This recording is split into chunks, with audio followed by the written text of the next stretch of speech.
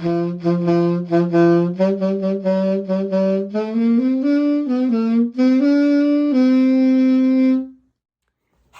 and welcome to the table. I'm your host, Teen Wolf, and today, well, we're going to be talking about the performance of the Defender Tribal deck.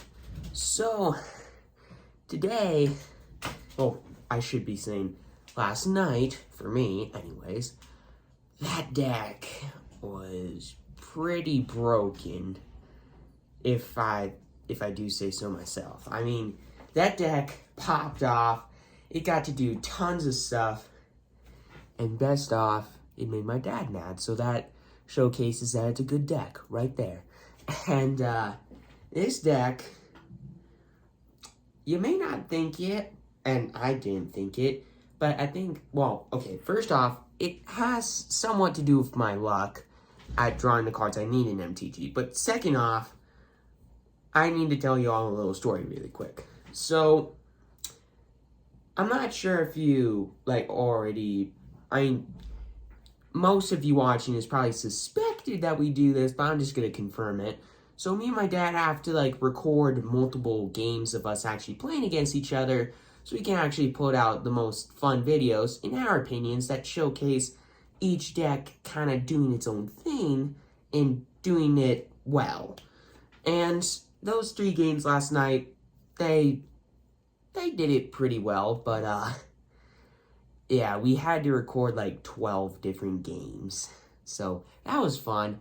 But the thing that surprised me in every single one of those games, except for one, I drew the combo pieces for the deck. I drew the Tetsuko. I drew a way to make my walls able to attack and not have defender and deal damage equal to their toughness. And I had a way to draw cards, and it kind of, yeah. I mean, the deck did what it was supposed to do, 11 out of 12 times. Now, I'm lucky. I don't think I'm that lucky. Now, I think this deck actually gets to its combo pieces, actually does the combo stuff a lot more consistently than I originally thought it would, which, that alone, goes to showcase just how good the deck is, because you play your defenders, you play all the cheap defenders that just allow you to be able to just kind of control the early game because your opponent can't really attack you, because some of my defender creatures have reach, like Consulate Skygate, which most of you probably watching this thought that it wouldn't be a good addition to the deck, but after seeing last night, going off against that vampire deck, I'd say Consulate Skygate was definitely good to have in the deck, at least for that fight. And I'd say that with those early game defenders, and you start playing the combo pieces, drawing cards, doing stuff like that, kind of controlling your opponent's board a little bit, I mean, the deck plays a lot better than I thought it would. And I think this deck is worthy of a 9.5 out of 10. I'm not going to go any higher because the deck still has its quirks. It still can be improved. Now, what are those improvements? Well, first off, when you're actually playing this deck, you're going to have to play incredibly smart, and you have to, make all the right decisions, or else you're going to put yourself behind. And in this kind of a deck, I don't think that's a good idea. Now, it didn't seem like it was that hard to play the deck, but actually, you needed to know when to play your defender creatures, when not to play your defender creatures, so you could get card advantage later on with cards like Arcades, and you needed to know when to play Tetsuko to make sure that you knew that your opponent wouldn't kill her immediately, or you had a backup of her, or you had a way to make it harder for your opponent to kill her, like a counterspell, let's say, or that Spell Pierce, which worked really well for me in that last game, and I think the second game too. I can't remember if that was a different game, but I think it was a different game. But the last game, Spell Pierce worked out for me really well there with Tetsuko, because that card allowed me to win the game really quickly. And I'd say this deck, 9.5 out of 10 for sure. You just need to play really smart with this deck, and you do occasionally not draw the cards that you need in order to win, but with the creatures in this deck, you have quite a bit of time to get to that spot, which is why I'm not rating it like a 9, because you have a lot of time to get to where you need to be in that deck in order to win.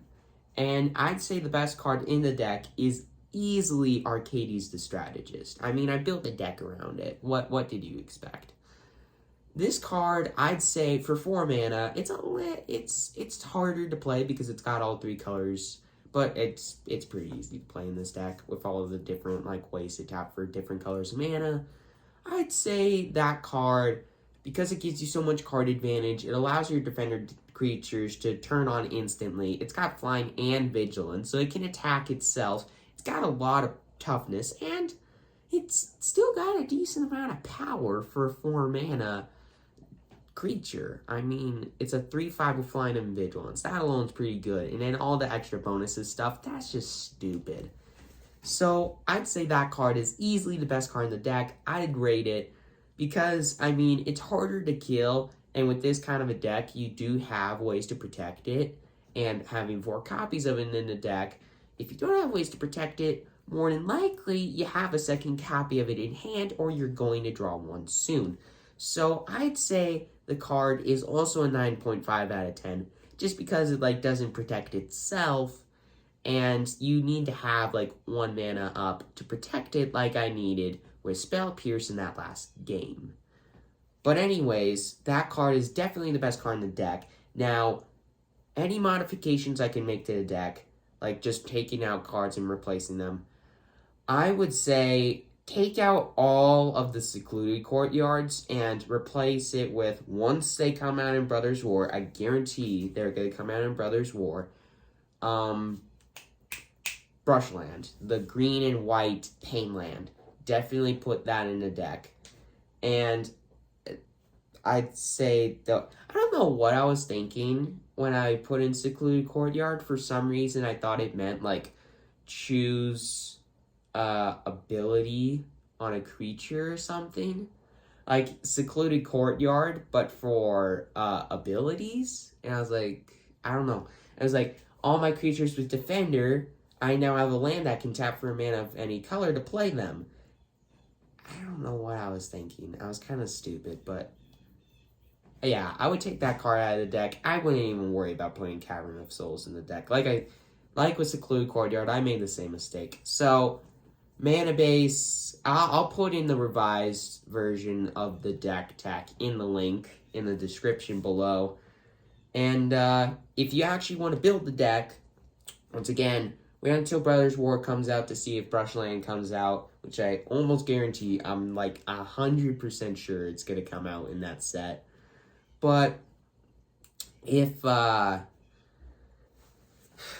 would say, I mean, this deck is really good, and taking out the Secluded Courtyards and the Cavern of Souls and whatnot, the deck now costs around $70.